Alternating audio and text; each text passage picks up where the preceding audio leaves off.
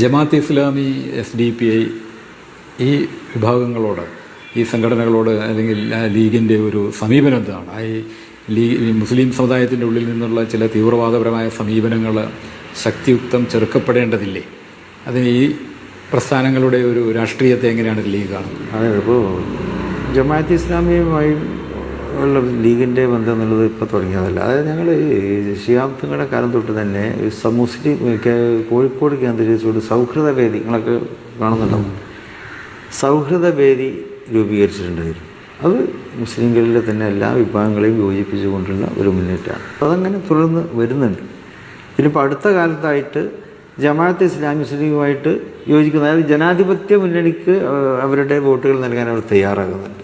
അവരെ നമുക്ക് നിഷേധിക്കേണ്ട കാര്യമില്ലല്ലോ. ഒരു ഘട്ടത്തിൽ ജമാഅത്ത് ഇസ്ലാമിയോടും പോപ്പുലർ ഫ്രണ്ടിനോടും ഒക്കെ മുസ്ലിം ലീഗ് തന്നെ ഒരു മൃദു സമീപനം സ്വീകരിച്ചു എന്ന് പലർക്കും അഭിപ്രായമുണ്ടായിരുന്നു. അപ്പോൾ ഇടയ്ക്ക് ഇപ്പം മതപരമായ കാര്യങ്ങളെക്കുറിച്ചാണെങ്കിൽ പോലും ജമാഅത്ത് ഇസ്ലാമിയുമായിട്ട് ചർച്ച നടത്തുകയും ഒക്കെ ഉണ്ടായി. പിന്നീട് ആക്ഷേപങ്ങൾ വന്നപ്പോഴാണ് അതിനകത്തുനിന്ന് പിന്മാറിയത്. ഇനി അങ്ങോട്ട് അങ്ങനെ ഒരു സമീപനമായിരിക്കില്ല.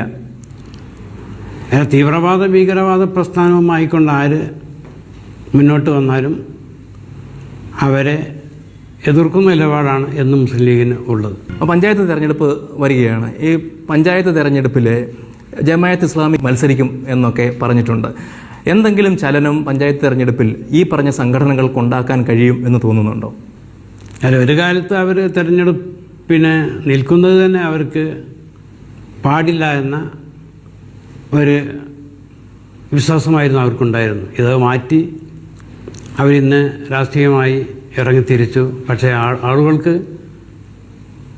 തീർച്ചയായിട്ടും അവർ രാഷ്ട്രീയത്തിൽ ഇറങ്ങിത്തിരിച്ചാൽ അവർക്ക് സ്വാധീനം ഉണ്ടാവുകയില്ല എന്നതാണ് ഞങ്ങളുടെ അഭിപ്രായം. സ്വാതന്ത്ര്യ സമരകാലം മുതൽ ഇന്ത്യയിൽ മുസ്ലിം കമ്മ്യൂണിറ്റിയെ പഴപ്പിക്കാൻ നടന്ന കുറെ ആളുകളുണ്ട്.